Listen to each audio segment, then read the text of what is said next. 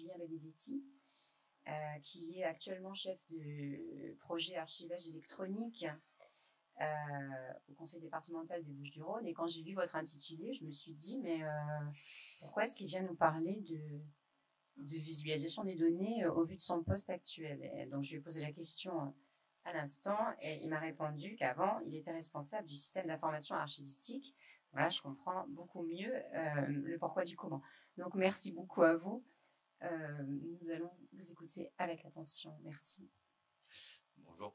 Donc oui, effectivement, depuis quelques mois, je suis en charge de l'archivage électronique, mais ça faisait 6 ans que j'étais administrateur du SIA, donc côté gestion, et aussi du portail côté diffusion. Et je garde encore un petit peu la main sur le portail. Donc c'est effectivement plutôt à ce titre-là que je suis là aujourd'hui. Et puis ça a été dit aussi par pas mal de collègues, c'est aussi parce que moi ça me plaît. Voilà. Vous verrez dans le travail, on ne fait pas toujours ce qui nous plaît, mais il y a des fois on peut faire semblant de choisir. Donc dans cette intervention, en fait, voilà, je vous propose d'aborder l'opportunité pour les archivistes d'investir le terrain de la visualisation des données, à la fois du coup en prenant le prisme intellectuel, outils et puis aussi les partenaires. Alors, je suis relativement rassuré de tout ce que j'ai entendu aujourd'hui. Je pense que je ne suis pas totalement à côté de la plaque. Le choix, vous l'avez bien compris, le travail, il n'est pas que technique. Alors oui, il est technique, mais il est, comme souvent, très peu technique et surtout dans la conception, dans le choix éditoriaux des services, par exemple. Bon, moi, la production des dataviz, donc c'est une médiation du numérique évidemment de plus en plus répandue sur les sites d'archives, pas forcément d'ailleurs que sur les sites d'archives, on l'a vu avec Aurélien tout à l'heure, Aurélien Conro, c'est quelque chose qui se répand aussi pas mal dans les administrations pour avoir des tableaux de bord, pour des aides à la décision, des choses comme ça. Donc explorer un petit peu les bénéfices qu'on peut tirer en tant que service, mais aussi les bénéfices pour nos usagers, quels qu'ils soient, mais aussi quand même aborder quelques limites que je vois à l'exercice et surtout des limites que je pense qu'on devrait s'imposer en tant qu'archiviste. Ici, vous avez une composition d'ingrédients qu'il faut pour composer une data visualisation. Ingrédients que j'ai été shippé à la coopérative Datactivis qui a déterminé 3 ingrédients pour faire une data vis, donc des données, une mise en forme et un message. Donc là, vous voyez, je suis même redondant par rapport à ce que vous avez entendu, puisqu'effectivement, c'est à peu près ce qui a été dit aussi par les autres collègues. Alors j'ai essayé de voir un petit peu l'impact qu'avait la production des visualisations dans le travail des archivistes. Ce que vous avez là, c'est une petite requête. Alors je ne sais pas si vous connaissez cet outil qui s'appelle Galligram, qui à la base en fait est un outil qui permet de faire des requêtes à partir de mots, pour voir les occurrences de mots dans les fonds numérisés de Gallica, à partir de leur ossérisation. L'outil s'est étendu et aujourd'hui vous pouvez requêter dans les revues qui sont sur le portail Percé et notamment la Gazette des Archives. Donc j'ai été voir combien d'occurrences il y avait du mot document et du mot données dans la Gazette des Archives. Comme vous voyez, on n'en est pas encore à un basculement complet de la donnée vers le document. Le document est encore très important dans les productions littéraires des archivistes. Et je vous ai entouré le petit pic donc de 2017 sur les données. C'est lié à un seul et même numéro de la Gazette qui était consacré aux données de l'enseignement supérieur et recherche. Donc cette Gazette étant dédiée à cette thématique, évidemment, il y a une explosion du mot. Voilà. Mais on voit bien qu'effectivement, alors, on aperçoit sur les 50 dernières années que le terme données n'est pas non plus une totale nouveauté pour les archivistes.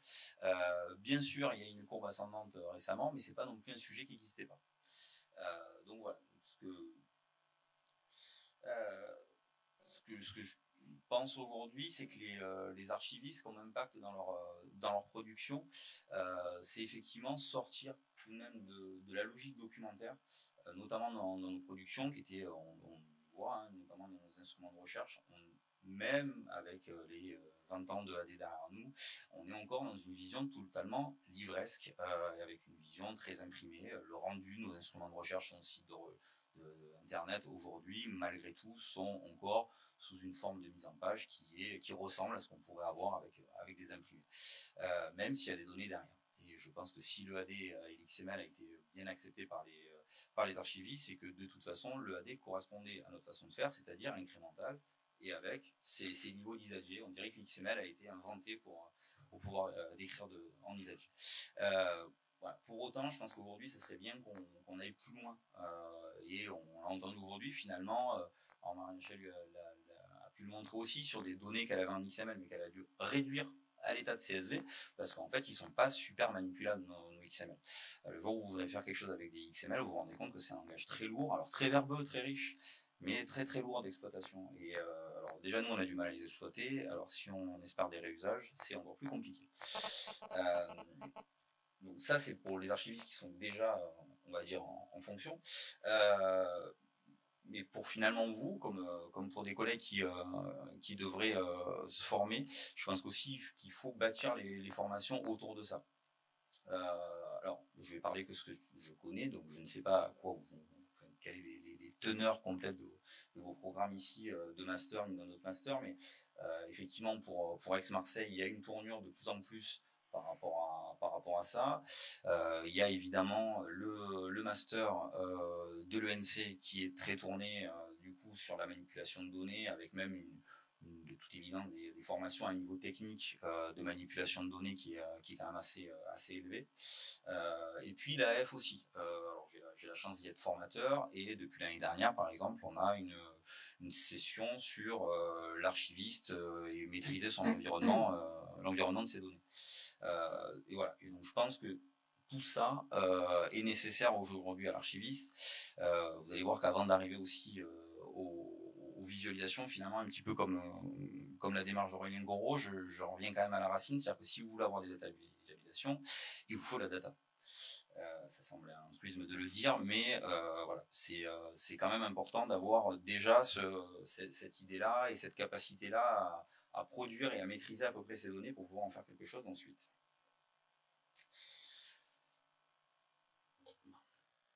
Donc, même si ça a été aussi pas mal évoqué, il y a malgré tout le comment on s'y prend. Une fois qu'on a travaillé ces données, une fois qu'on est formé, qu'est-ce qu'on utilise? Alors, le conseil que j'ai, je pense qu'on n'a pas à devenir non plus des ultra spécialistes de la manipulation de données, des outils, du code, etc. Donc j'ai toujours privilégié des outils no-code. Pas mal vous ont été présentés aujourd'hui, mais il y en a certains par exemple qui semblent tellement évidents qu'ils n'ont pas été abordés. C'est les outils bureautiques qu'on manipule maintenant depuis quand même très très longtemps, type Excel ou Calc. Et puis pour faire un histogramme, si vous voulez faire, vous n'allez peut-être pas sortir l'artillerie lourde des logiciels très complexes. Excel marche très bien. Voilà. Ensuite, voilà, je vais un peu compléter des outils qui ont pu être cités jusqu'à présent, ceux qui n'ont pas été évoqués. Vous avez l'outil DataWrapper c'est en ligne, très facile. Vous faites des copier-coller de vos données et qui permettent différents types de visualisation, et c'est un outil qui a été développé pour faire du data journalisme. Donc en fait, il n'est pas dédié du tout, ni patrimoine, ni etc. Mais il y a des outils très simples à utiliser. Un autre qui s'appelle Rograph, pareil, vous avez une interface où vous avez une fenêtre, vous copiez-collez vos données dedans, et en fait l'avantage c'est que vous pouvez choisir différents types de visualisation, et c'est un petit peu à la volée. Et il n'y a pas de code, il n'y a rien à programmer. L'avantage des données, c'est que vous n'allez rien abîmer, vous pouvez cliquer à droite, à gauche, il n'arrivera pas à grand chose, mais ça donne des visualisations statiques. Ça vous donnera des images fixes, rien d'interactif. Si vous voulez des choses un petit peu plus interactives et faire un petit peu plus de storytelling, vous avez des outils comme Flourish aussi qui là par contre vont être interactifs. Dans les outils de cartographie, alors a été cité à juste titre le très bon UMAP, qui là vous donne une carte interactive, mais si vous voulez juste faire une petite carte, comme il a pu être montré tout à l'heure, avec les régions de France et juste des nuances de couleurs, c'est pas la peine de chercher quelque chose de très compliqué. Vous avez un outil qui a été développé par le Media Lab de Sciences Po, qui s'appelle Cartis Cache, et qui fait des cartes statiques de très bonne qualité, et pareil, vous n'avez pas besoin d'avoir des grosses compétences. Alors, en informatique, mais non plus en géographie, parce que représenter une carte, quand on n'a pas des compétences de géographe, on peut vite tomber dans des mauvaises idées de représentation. Voilà. Donc, pour moi, l'intérêt en fait de ces outils, c'est qu'on évacue justement la problématique de la compétence technique de maîtrise des outils. Parce que, ça a été dit, il faut évaluer, certains l'ont fait du coup aussi dans leur service par expérimentation, vous avez toujours ce qu'on appelle un ticket d'entrée. C'est-à-dire que quand vous avez des outils, plus les outils sont perfectionnés, plus c'est compliqué à les prendre en main, donc vous avez intérêt à en avoir besoin régulièrement, à avoir un investissement pour votre employeur qui soit quand même un minimum intéressant. Donc si c'est pour quelque chose de ponctuel ou si vous voulez juste voir ce que ça va rendre, il vaut mieux utiliser effectivement ces outils qui sont peut-être plus limités mais beaucoup plus simples d'accès. Autre conseil, c'est s'appuyer sur des compétences internes. Si justement, je reviens à mon exemple, vous testez, vous bidouillez des données, vous avez une idée de ce que vous voulez faire, mais vous n'avez pas la compétence pour. Dans vos organisations, qu'elles soient privées ou publiques, il y a souvent des services qui, eux, vont savoir faire. Eux vont avoir des outils plus puissants, mais eux, en fait, c'est vraiment leur compétence. L'avantage, c'est que si vous avez un petit peu regardé ce que vous pouviez faire avec vos données avant, vous aurez peut-être corrigé des scories. On a vu depuis tout à l'heure que nos données, on a l'impression des fois qu'on les a bien préparées, et puis quand on cherche à les utiliser, il y a des trucs qui ne vont pas. Donc bon, déjà, vous allez sans doute améliorer vos données, et puis vous pouvez arriver avec une idée de ce que vous voulez, et avoir un échange avec des gens qui sont, alors, soit c'est de l'infographie, on a vu des choses qui sont purement visuelles, depuis tout à l'heure des rapports par exemple, et là peut-être que d'avoir des gens de la direction de la communication, en fait, qui vont savoir faire ça joli avec les bonnes couleurs, charter avec les couleurs de la collectivité ou de la société, etc. Vous pouvez avoir les gens qui, alors ça a été évoqué par Cécile Bourrin ce matin, qu'elle avait travaillé avec le service d'information géographique. Ouais, en fait, on n'est pas géographe, on n'est pas géomaticien. Par contre, si on sait exprimer un besoin, eux, ils savent faire. Et puis eux, ils ont peut-être déjà pas mal de données sous la main qui peuvent être croisées avec les nôtres et qui peuvent apporter. Voilà. Donc, mais c'est mieux quand vous voulez solliciter quelqu'un d'avoir un peu une idée de ce que vous voulez faire. Si vous savez pas ce que vous voulez, si vous n'avez pas regardé vous-même ce qui était possible ou pas, voilà, c'est un petit peu limité. Et troisième point, c'est parfois utiliser le portail Open Data. Alors, portail qui existe plus souvent dans des organismes publics et pas mal des collectivités, mais ça peut exister aussi pour des entreprises. Par exemple,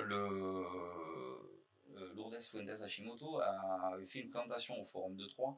Elle est archiviste chez Total à l'époque, et en fait, Total utilise un portail Open Data, mais que en fait en détournant l'outil, puisque c'était que à vocation interne, un petit peu comme ce qu'on a vu tout à l'heure avec Vidoc, c'est-à-dire pour pouvoir générer des tableaux de bord pour les services de chez Total, et en fait, elle avait demandé à pouvoir y injecter les données de description des archives de Total pour pouvoir en fait piloter en fait son archivage et faire des choix là-dedans. Donc en fait, ça lui est, du coup, c'est pareil. En fait, vous avez du coup un endroit où vous déposez vos données et vous pouvez générer vos tableaux de bord, les mettre à jour régulièrement, sans repartir à zéro à chaque fois.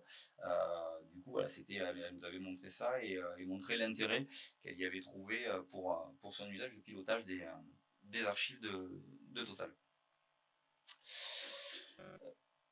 Je vais vous montrer maintenant deux expériences que j'ai eu à mener, alors qui sont totalement différentes l'une de l'autre. La première, c'est avec l'AF, soutenu par le SIAF, on a travaillé dans un groupe de travail, certaines personnes sont ici, à la création d'un standard de diffusion de nos registres d'entrée. Donc je vous passe la phase où on a préparé choisi les colonnes, ce qu'on avait le droit de mettre dedans, comment, pourquoi, etc. Se rendre compte qu'autant de services d'archives, un truc qui nous semblait très simple et très courant et très commun, finalement, on pouvait être obligé de discussion pendant des jours. Mais en fait, c'est surtout pour vous parler de ce qu'il y a à l'image, c'est-à-dire le tableau de bord qui a été travaillé en parallèle, puisque assez rapidement, ce qu'on s'est dit, c'était que si on proposait un standard de diffusion d'un jeu de données, le but c'était que les services se saisissent de ce standard et qu'ils aient envie de diffuser en open data leur registre d'entrée. C'est-à-dire que si on leur montrait juste un tableur vide, ça n'allait pas forcément les motiver. Donc on s'est dit que ce qui pouvait être bien, c'est leur montrer que les premiers usagers de leurs données, c'était déjà eux. Vous avez vu ce matin à la présentation par les collègues de Lille, c'est d'ailleurs ce qu'ils ont fait. C'est-à-dire que finalement, leur démarche de visualisation de leurs données, dans un premier temps, c'était pour eux déjà mieux connaître leur fonds. Pour avoir discuté plusieurs fois avec des archivistes sur ce sujet-là, notamment mes collègues, ils sont persuadés de savoir exactement ce qu'ils ont dans leur fonds. Sauf que moi, je suis persuadé que si je leur demande exactement les volumétries par domaine, en fait, ils sont incapables de me les donner. Ils savent à peu près les grands ensembles. Alors, en archive départementale, c'est facile, hein, c'est la justice que vous avez toujours en bureau. À l'échelle de combien par rapport au reste, en fait, on ne sait pas puisqu'on ne l'analyse pas. Donc, là, l'intérêt, c'était de se dire, on fait un tableau de bord pour montrer, en fait, l'usage que pourraient avoir les services eux-mêmes de la libération de leurs données. Et après, si ça pouvait servir aussi à d'autres, c'était bien, mais au moins, voilà. Donc, hop là. Donc là, l'AF, grâce à une subvention du CIAF, a pu être accompagnée à la fois sur la création du standard et à la fois sur la création de ce tableau de bord. Alors, je suis désolé, je vais l'agrandir un peu parce que il n'est pas responsive. Donc, forcément, hop là. Et donc là, on avait été accompagné par une consultante en open data sur la partie standard et par une analyse de données pour créer ça. Et là, par contre, elle avait une compétence qui était qu'elle savait faire du code. Parce que nous, on ne savait pas. Donc voilà, elle nous a fait on lui a fait des demandes, elle nous a fait des propositions. Et là, vous avez quelque chose qui est du coup en HTML, comme vous avez pu voir ce matin pour la métropole de Lille. Mais au départ, pour générer ce HTML qui maintenant est réutilisable facilement, il a fallu du code informatique. Pour ce cas-là, c'est du code R. Sauf qu'il y a quand même eu un échange, parce qu'en fait, la personne qui est spécialiste de la manipulation de données et du code, elle n'a pas la connaissance métier. Donc, évidemment, pour faire ce tableau de bord, on a créé au départ des données fictives, puisqu'on n'avait pas de registre d'entrée. Donc, elle avait rempli avec des données fictives en CSV pour générer ce tableau. Sauf que quand elle nous l'a montré, il y avait des trucs qu'elle n'allait pas, parce qu'elle, c'est pas son métier, donc elle n'est pas archiviste. Donc, le réflexe, par exemple, vous voyez, on a... Alors, je sais pas si c'est où. Attendez, je vais essayer de retrouver.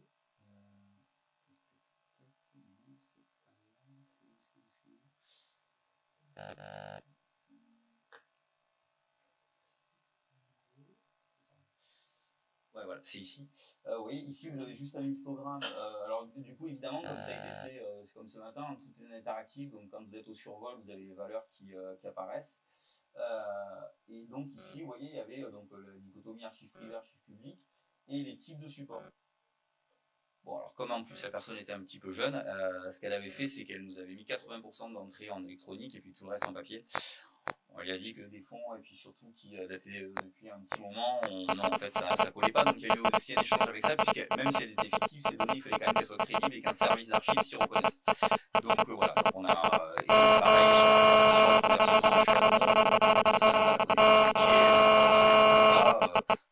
voilà, ce que ça recouvre en plus forcément la différence entre un dépôt et un don, la réintégration, les duplications, etc. Donc on a pu, nous, par contre, piloter là-dessus. Mais ça permettait d'avoir un démonstrateur. Donc après, vous avez un nuage de mots, ce qu'on a vu tout à l'heure. L'accès directement. En fait, ça, c'est les données qui servent à générer les tableaux de bord derrière.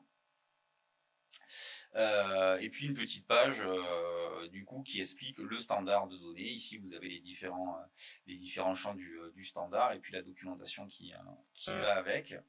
Voilà, donc ça permettait, vous voyez, ici, vous pouvez réduire vos bornes chronologiques à la volée, ça c'est au-dessus. Évidemment, ça, par exemple, voilà, ça, je sais pas faire et c'est pas mon métier. Par contre, quand vous savez que ça existe, vous pouvez, du coup, maintenant, je sais que je peux commander à quelqu'un qui sait faire du code, de dire, ah, j'aimerais bien avoir une petite réglette pour avoir une réduction à la volée de, voilà. Donc ça, c'était effectivement, du coup, la première expérience, alors qui était collective, et qui était vraiment intéressante à bâtir et qui vraiment nous a permis après, parce qu'on a présenté dans le cadre de webinaire le standard et ça nous permettait vraiment d'avoir quelque chose à montrer. Parce que si vous montrez que cette partie-là, enfin, vous vendez rien, quoi. Voilà.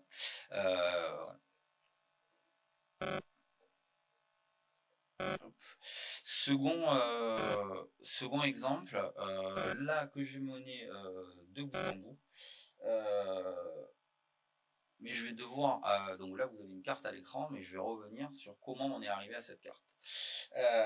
En 2019, donc il y avait un forum de l'AF, et 2 collègues suisses, Gillian Kern et Baptiste de Coulon, qui sont en plus d'être archivistes wikimédiens, alors ils sont sur Wikipédia mais aussi sur Wikidata, c'est des fervents utilisateurs et réutilisateurs de Wikidata.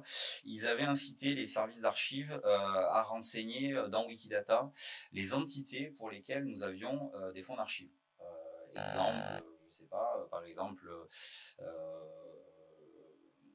Gaston Defer, voilà, dont on a des fonds aux archives départementales des Bouches-du-Rhône. Vous alliez sur la page Gaston Defer et vous indiquiez que ces archives étaient présentes aux archives des Bouches-du-Rhône. Donc, du coup, j'y avais participé pour les archives départementales. J'avais rempli pas mal d'éléments. Et en dehors des personnes, vous avez aussi les communes. Donc, en fait, pour tous les fonds déposés communaux des Bouches-du-Rhône, j'avais indiqué lesquels nous avions et la cote du fonds. Du temps passe. Donc moi je renseigne ça, c'est pour le bien commun, c'était chouette de participer, d'apprendre à remplir une base de données sur Wikidata, mais j'en avais rien fait. Et a priori personne n'en avait fait grand chose non plus. Arrive un moment fort utile pour faire des choses, un confinement. Donc on est tous chez soi, notre dernier lien avec le reste du monde étant Internet. On a eu dans le service le réflexe de beaucoup de services de dire maintenant comment on garde le lien avec nos usagers, c'est notre site Internet. Donc qu'est-ce qu'on va pouvoir y mettre de nouveau pour continuer à faire de l'animation, et puis du coup en plus on avait du temps, mais du temps de travail sans nos documents et sans, voilà, on n'est pas dans notre bâtiment, on est chez soi et on se débrouille avec ce qu'on a sous la main.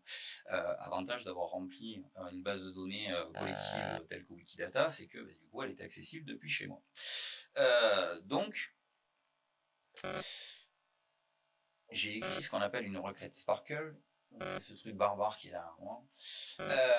Tout ce que vous voyez, du coup, il fait en gris, c'est des explications de ce que font les choses avant que vous ne comprenez pas, et c'est normal.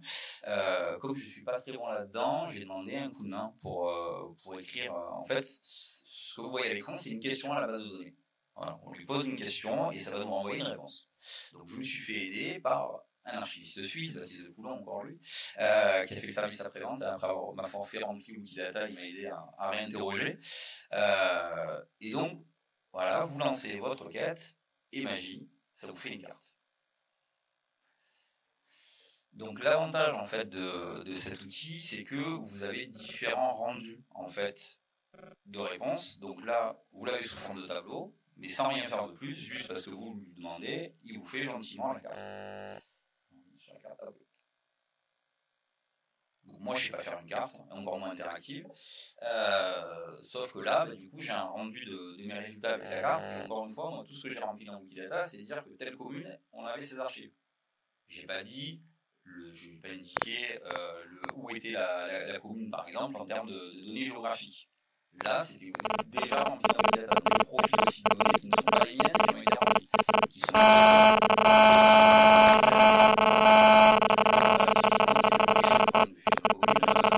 ça sera mis à jour dès le lendemain de la publication de JO. Vous aurez toujours des gens pour le faire. Donc là, vous avez les points, et en fait, ce que j'ai choisi aussi, c'est que là, vous avez un petit cartel, et vous pouvez choisir ce que vous faites apparaître dedans comme information. Donc là, j'ai choisi de faire apparaître latitude, longitude, le blason de la commune, le nom de la commune et le numéro de fonds chez nous.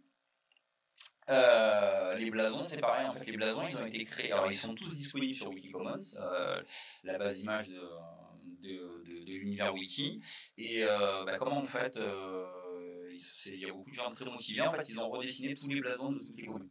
Voilà. Donc là c'est pareil, moi je connais pas le blason de toutes les communes, mais voilà, ça fait joli, ça habille, et je profite du coup, ce que je vous ai pas précisé, c'est que là donc, on est sur le site des archives départementales des Bouches-du-Rhône, parce qu'en fait, le rendu que je vous ai montré tout à l'heure, vous récupérez ce qu'on vous a dit depuis tout à l'heure, une petite iframe, un petit code HTML, vous le collez dans votre site internet, et il est là. Et l'avantage de cette carte, c'est que, en fait, elle est pas figée. En fait, vous voyez une carte, mais en fait, encore une fois, c'est une question qui est posée à la base de données. C'est-à-dire que si la base de données elle est mise à jour, en fait, ma carte elle est mise à jour toute seule. Moi, je n'entretiens plus la carte. C'est-à-dire que là, demain, si... alors, j'ai pas fait ce choix-là, mais je pourrais faire apparaître, par exemple, la population de la commune. À chaque nouveau recensement, la fiche Wikidata sera mise à jour. Si je l'avais fait afficher, en fait, ça serait mis à jour. Et moi, en fait, je m'en préoccupe pas. Donc voilà, l'avantage aussi de ce travail-là, c'était investir, vous voyez, un investissement totalement gratuit en 2019. Et je rejoins les collègues. Travail évidemment bénévole en dehors de mes heures de travail et pas demandé par ma collectivité. Sauf que l'avantage, c'est que j'ai pu proposer ça à ma directrice pendant le confinement, en lui disant en fait on peut faire une carte où on montrerait nos fonds parce que voilà. Donc là c'est la version sympa, la version de base c'est ça. Voilà. Alors qui est utile pour nos lecteurs parce que les gens qui consultent beaucoup nos fonds, ils vont s'imprimer, ils la gardent sous le coude, etc. Mais je dis pas que c'est inutile, mais effectivement c'est pas très visuel et voilà, là vous pouvez vous voyez beaucoup plus rapidement où vous vous situez. Et puis, voilà. Chose que je n'ai pas pu faire pour le moment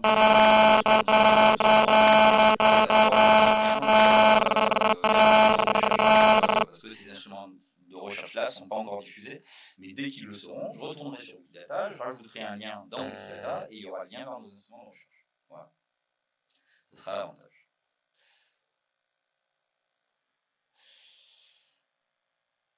Bilan personnel que je tire de tout ça, en quelques points, du coup, donc l'important, c'est la production de la donnée. Je vous redis, pas de données, pas de visualisation. Des données pourries, des visualisations pourries. Alors, la visualisation pourrie peut vous servir à ça.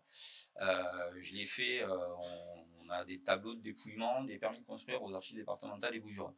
J'ai fait une présentation sur l'open data à mes collègues qui les avaient pas passionnés du tout, jusqu'au moment où je leur montre que leur tableau de permis de construire, je l'ai projeté sur une carte et qu'en fait on a localisé les permis de construire un petit peu sur le modèle d'Orléans.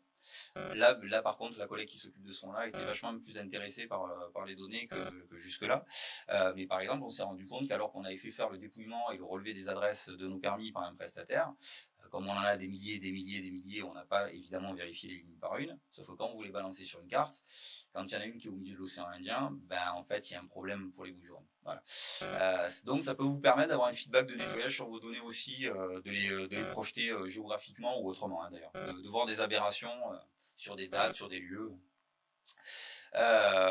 Évaluer la capacité à faire. Ça, alors ça a été dit par plusieurs intervenants finalement, c'est-à-dire aussi il faut pas se perdre. Là moi, la carte que j'ai fait, elle m'a pas pris des semaines non plus, et la capacité à faire, elle doit être liée aussi à l'attendu. Les collègues, alors je vais peut-être me tromper de département, mais je crois que c'est le Val d'Oise qui a fait toute une production sur le département. Qu'est-ce qui se passerait s'il faisait 2 degrés de plus. Le travail au niveau éditorial est énorme. Ils ont dû investir un nombre de dizaines d'heures de travail énorme, mais je pense que c'était vraiment un attendu sur quelque chose de très pérenne dans le temps, etc. Donc oui, l'investissement il vaut sans doute le coup. Là, j'aurais pas passé 100 heures de boulot juste pour avoir la carte des fonds communaux sur le site, quoi. Ça aurait pas été raisonnable. Voilà. Pareil, j'ai dit tout à l'heure, je vais féliciter Mariacha d'avoir essayé, d'avoir échoué. Ça, c'est peut-être un problème aussi d'archivistes. Alors, je rejoins Aurélien Gouraud tout à l'heure qui disait le côté ouin-ouin des archivistes. Alors, devenez pas comme ça. Mais on a le droit de sortir des données qui, des fois, sont pas 100% propres. Surtout que souvent, c'est une excuse pour jamais aboutir les trucs. Et qu'on a le droit d'essayer, que ça marche plus ou moins, ou que ça marche pas, ou que, au pire, on aura peut-être un retour des utilisateurs qui nous diront que ce truc-là, il faudrait le corriger, parce que ça nous arrive, nous, régulièrement. Hein, on a des chercheurs amateurs locaux qui sont hyper spécialistes de leur commune, autant vous dire qu'en fait ils la connaissent 3 fois mieux que vous et qui peuvent détecter une petite erreur, ça vous permet de la corriger, c'est pas grave. Voilà. Alors, c'est aussi se placer. Des fois on veut. Alors je vous montre ça, mais c'est pas pour bâcher parce que le truc est super bien, mais juste pour montrer les limites. Là, c'est une base archive de l'INHA. Ils ont fait réaliser plusieurs outils par un studio en fait spécialiste dans la donnée, qui est pas spécialiste archive, qui est spécialiste donnée. Donc graphiquement, ça fait des rendus très beaux. Par contre,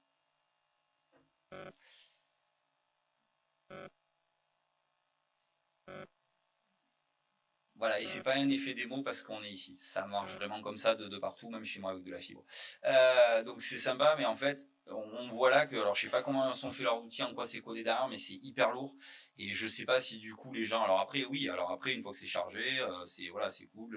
Le rendu, comme je vous dis, voilà, est très propre, très joli. Voilà, c'est vraiment super. Mais il y a vraiment des temps de chargement qui sont très longs, donc voilà, faut aussi des fois vous mettre à la place de l'usager. Et là, je me suis pas mis en version mobile. 10% de nos internautes viennent sur tablette ou sur mobile. Donc si vous êtes en 4G, voilà. Ça a été aussi évoqué ce matin sur la maintenance par les collègues de la MEL. Pensez que vos trucs ils sont pas faits une fois pour toujours et que en fait le nombre de trucs qui disparaissent ou qui marchent plus ou vous arrivez voilà. Donc ça y penser et l'intégrer parce que vous aurez peut-être des c'est pas facile d'avoir des budgets, mais faire des budgets pour faire des nouveaux trucs, des fois vous en avez. Faire comprendre qu'il faut un budget récurrent pour que le truc marche, c'est plus compliqué. Voilà. Et alors dans les limites, je suis rapide, penser sa cible et admettre ses limites. Il y a des présentations qui ont été faites et que aujourd'hui que j'entends, mais j'ai noté que c'était des personnes qui travaillaient pas mal avec des environnements de recherche autour d'eux. Moi en tant qu'archiviste départemental, je veux pas devenir l'archiviste érudit du 19e. C'est-à-dire qu'en fait je fais pas de production historique. Moi, ce que je reprends, c'est une information. Je fais pas d'analyse du contenu. Je fais pas un narratif qui va avec. Pour moi, c'est notre boulot. Enfin, en tout cas, c'est pas le mien. Ça peut être de responsable de fond, mais moi, je suis pas responsable de fond. Donc voilà. Donc, je pense qu'effectivement, ça peut être aussi la limite et voir jusqu'où on va. Entre aussi avoir des représentations d'informations et quelque chose qui serait plus effectivement déjà interprétatif.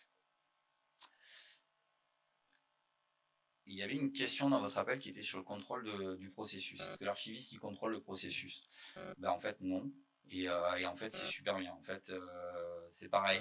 On a souvent eu une position sur le problème de contrôle. Alors ça c'est un problème globalement dans le patrimoine. Hein. On veut tout contrôler, on veut tout garder. On a du mal à partager, quelle que soit la chose. On est les sachants. Non, en fait, on n'est pas les sachants sur tout. Des fois, on est les sachants sur pas grand-chose. On n'est pas les gardiens de quelque chose. On est juste, à un moment donné, des gens qui sont des passeurs et qui sont payés, pour ma part, sur deniers publics, pour garder un patrimoine commun qui appartiennent du coup à tout le monde. Donc, c'est bien de faire des visualisations. Ça a été dit aussi, c'est bien de fournir les jeux de données qui ont servi à ces visualisations parce que, les données peuvent être critiquées. On l'a dit tout à l'heure, c'était évoqué, les données ne parlent pas toutes seules. Donc, en fait, quand on a fait une visualisation, on les a fait parler. On les a fait parler dans un sens. On peut peut-être les faire parler dans un autre. Donc, c'est bien d'avoir toujours les données. Et puis les données elles peuvent être réutilisées dans un autre cadre, agrégées avec autre chose. On parlait tout à l'heure, vous évoquez les registres d'entrée. Les services vont publier évidemment chacun le leur. Ce qui peut être intéressant demain, c'est qu'une autre métropole ait aussi son registre d'entrée, récupère celle de Lille, et se dise tiens, pourquoi nous on n'a pas les mêmes domaines en termes de volume? Pourquoi voilà. Donc par exemple tous les départements de France les diffuseraient, ça serait super parce qu'en fait on pourrait comparer sur des strates équivalentes si on a des trous à des endroits ou pas, ou des choix de collecte qui peuvent aussi s'expliquer. C'est-à-dire en fait c'est pas non plus que parce qu'on n'a pas fait notre boulot, mais il peut y avoir aussi des choix. Et je pense que sur certaines années on pourrait faire par exemple apparaître des choix scientifiques de nos directeurs. Qui ont investi certains domaines plus que d'autres, et c'est clairement des choix de collection. Importance de la data literacy. Je reviens à cette histoire dont on a des données. Si vous comprenez pas, c'est bien de produire des données, mais il faut comprendre comment ça se fait. Il faut voir aussi comment ça se transmet. Et là-dessus, alors c'est aussi bien. C'est pour ça a priori que j'avais été contacté, c'est que en 2018, avec une amie, Maud Jouve, qui est archiviste aujourd'hui dans la Loire, qui était avant aux archives municipales de Marseille, on avait écrit un article qui s'appelait Archiviste médiateur de la donnée. On est convaincu que là-dessus, par contre, les archivistes développent une compétence et que ça va être un de nos rôles en salle de lecture. On explique aujourd'hui comment ont été constitués les corpus documentaires à nos lecteurs, parce que souvent ils sont un petit peu démunis devant ces documents, savoir pourquoi ils ont été produits, dans quel sens, pourquoi il y a ce contenu, pourquoi il n'y a pas ça. Je pense qu'on fera pareil sur la donnée. Et déjà, on peut commencer par les nôtres.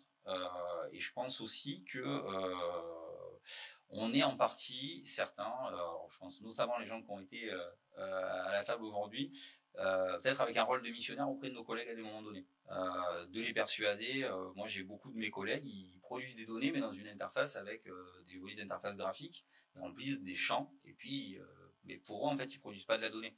parce qu'ils voient pas ce qui se passe derrière. Et en fait, c'est compliqué d'appréhender des fois leur production, en fait, même à eux, parce qu'en fait, ils réalisent pas qu'ils produisent de la donnée. Donc, j'essaye un petit peu de faire ça en interne. Voilà. Et voilà, pour finir, parce que je voudrais quand même insister là-dessus, c'est encore une fois pour moi une distinction entre, alors je l'ai pas monté celui-là, parce que je l'ai pas pris avant. Un petit ouvrage d'une personne qui s'appelle Johanna Drucker, qui est spécialiste de la visualisation de données. Il se trouve que dans un ouvrage qui s'appelle Visualisation et l'interprétation modélisante, il y a une introduction qui a été écrite par Morgane Mignon, et il se trouve qu'en fait c'est une ancienne du master d'Aix-Marseille que je n'ai jamais rencontrée, mais donc c'est rigolo parce qu'elle est archiviste, mais c'est pas ce titre-là qu'elle écrit dedans. Et en fait, elle revient sur la dichotomie que met entre deux types de visualisation Johanna Drucker. C'est entre l'interprétation modélisante, et où en fait il y a justement un apport d'interprétation dans les données versus excusez-moi,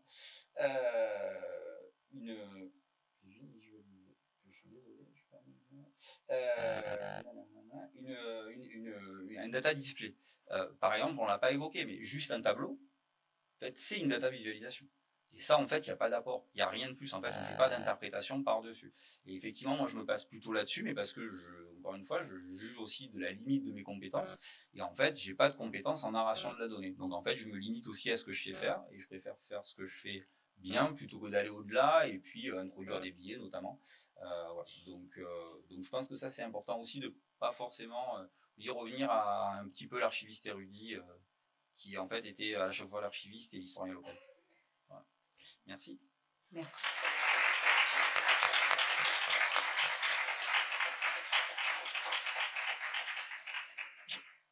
J'ai un peu l'impression, en vous écoutant, moi je ne veux pas rentrer dans la dichotomie archiviste du 19e ou du 20e ou du 21e, j'en sais rien, enfin un peu. Je pense que, alors j'étais pas là ce matin, donc je suis un peu désolée, ça a probablement été déjà vu, mais le sentiment que ça me donne, c'est la question, le plus important est effectivement de trouver la donnée, en fait, de la récolter, qu'elle soit fiable, etc. Il y a la question des moyens à y affecter, puisque vous avez très justement dit à travers votre exercice que pourtant c'est pas très compliqué.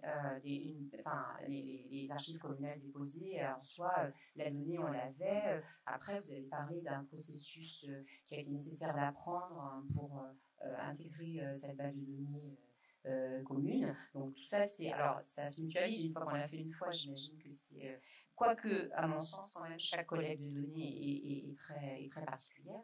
Et la vraie question, pour moi, en termes de politique générale de service, c'est toujours la question qu'on a abordée précédemment, c'est est-ce que ça vaut la peine d'investir ce temps-là? Parce que précisément, les champs qui nous intéressent le plus sont quand même ceux qui vont générer le plus de temps. Moi, je rêve par exemple d'une carte des notaires depuis l'origine pour qu'on comprenne, si je ne trouve pas la minute de mon village dans cette étude-là, c'est peut-être qu'il faut aller à l'étude qui est à 15 km. Voilà, vraiment des pistes de médiation en fait, hein. Pas juste faire joli sur une carte, etc. Mais ces données-là, pour moi, elles ne sont pas forcément immédiatement accessibles. Donc on va avoir une difficulté, et là je parle en tant que directrice d'archives départementale, qui est de faire passer du temps à l'équipe sur des points qui ne sont pas à strictement parler le cœur immédiat du métier, à savoir le classement, etc. Donc moi je pense que c'est un accompagnement. Je pense qu'il peut y avoir des sujets très intéressants. On a fait une base de données aux archives de Maine-et-Loire avant mon arrivée sur les moulins, par exemple, une carte interactive des moulins qui est mise à jour avec les usagers. Bon, très bien, c'était organisé. Mais voilà, cette question de la visualisation, pour moi, elle s'intègre aussi dans une politique beaucoup plus large du service. Vous parlez de fiabilité des données. Voilà, je pense que on ne peut pas partir non plus, je le dis à des futurs professionnels, on ne peut pas partir non plus tout seul dans son coin parce qu'on pense qu'on a une super idée. C'est probablement une super idée, mais est-ce qu'elle est prioritaire dans la foule des projets à mener voilà. Je reste un peu interdite par le temps que vous avez passé sur cette carte et à l'aide dont vous avez eu besoin aussi. Ouais, en fait, là, comme je disais, pour la carte, c'est une poignée d'heures. C'est pas, justement, comme je disais tout à l'heure, s'il y avait eu 200 heures de travail là-dessus, c'était clairement une aberration. Là, ça n'a pas été le cas. Ce que je fais, alors, il y a d'autres choses plus, comment dire, plus, on appelle du storytelling, plus du coup narration, plus etc. que j'ai pu faire aussi pour le service. Je me suis astreint à toujours évaluer le temps que j'y avais passé pour voir effectivement, on le fait une fois, on ne peut pas savoir forcément au départ. 90% en général, tout à l'heure, la question a été posée sur la partie temps de préparation des données, temps de réalisation. Je n'utilise que des données produites par mes collègues. Le temps de travail, c'est eux. Sauf que les données que j'utilise, ils ne les produisent pas pour moi. Donc, des dépouillements, par exemple, alors c'est pas forcément peut-être le cas dans tous les services d'année. Hein. Je travaille dans d'autres services où j'ai travaillé, on n'avait pas forcément cet axe patrimoine. Des dépouillements, des index en tout genre, qui ont un intérêt fort patrimonial et historique. On en a partout. Et donc, c'est aussi finalement leur redonner, alors et puis pour certains très anciens, leur donner notre vie, notre forme, donner aussi envie aux usagers en fait de effectivement s'en saisir. Mais je suis d'accord. C'est aussi effectivement, c'est pas faire le truc dans son coin, juste effectivement, vous avez raison.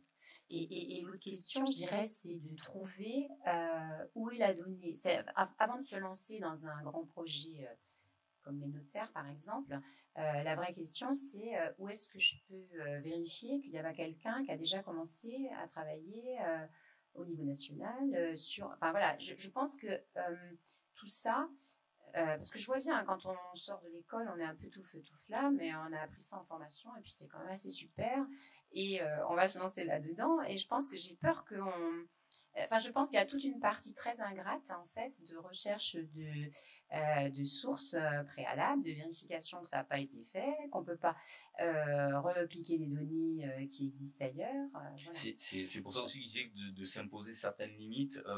Je dis ça parce que nous, on a le cas, alors, on produit beaucoup, nous, de données, voilà, notamment de listes en tout genre, que ce soit pour des dépouillements ou pour des index. Mais évidemment, tous les historiens qui viennent dans notre salle de lecture, depuis des dizaines d'années, ils le font. Et certaines choses, effectivement, leur appartiennent. Et on n'est pas là pour lancer un programme de recherche pseudo-ANR couvert. C'était le sens de ce que je disais, en fait, sur le côté de ne pas devenir l'historien local. Effectivement, on ne se substitue pas à et jusqu'où on va, et des choses qui sont effectivement faisables par le service. Alors, soit, je sais que ça peut se faire dans certains services, en collaboration avec des universités aussi, qui, elles, vont mettre des temps, en fait, de dépouillement. On va les aider à s'organiser, on va leur fournir les fonds, mais voilà, mais effectivement, alors il y a le rendu, tout le monde en bénéficie, nous on va peut-être un petit peu leur faciliter la vie sur des choses, mais c'est peut-être pas à nous à le faire, et c'est aussi pour ça que les services d'archives sont aussi friands d'indexation collaborative, par exemple. Là. Nous on a des fonds aujourd'hui en ligne, vous voyez, on a mis il n'y a pas très longtemps l'ensemble des entrées de bateaux dans le port de Marseille pour tout le 18e et 19e. Je ne rêve que d'une chose, c'est qu'on relève tous les noms des capitaines, des bateaux, des départs et des arrivées. Sauf qu'en fait, c'est pas faisable par le service. C'est faisable si on monte un partenariat, pas autrement. Et puis c'est pas l'objet du service. C'est pas l'objet du service, je suis bien d'accord. Peut-être qu'il y a des questions dans la salle. Oui. La réponse n'existe pas forcément. Moi, ce qui me vient comme interrogation dans vos deux interventions, c'est que certes, on ne peut peut-être pas reprendre tous les notaires et documenter tous les notaires de façon exhaustive, etc. Mais je pense que pour la prise en compte dans le métier d'archiviste, c'est aussi d'instaurer des nouvelles pratiques et des bonnes pratiques sur les données, les informations qu'on va commencer à collecter, ou qu'on a déjà dans nos instruments de recherche. On fait quand même beaucoup de recherches pour les usagers. Alors moi, je vais vous donner un petit exemple. Aux archives d'Orléans, nous sommes 8. Souvent même, nous sommes que 5. Il y a, depuis 2015, on a investi la norme ISAR CPF. Nous n'avions pas d'outils, alors on l'avait mis sur un fichier Excel et on produisait nos fiches ISAR CPF sur Excel. Mais on s'était dit, c'est un début.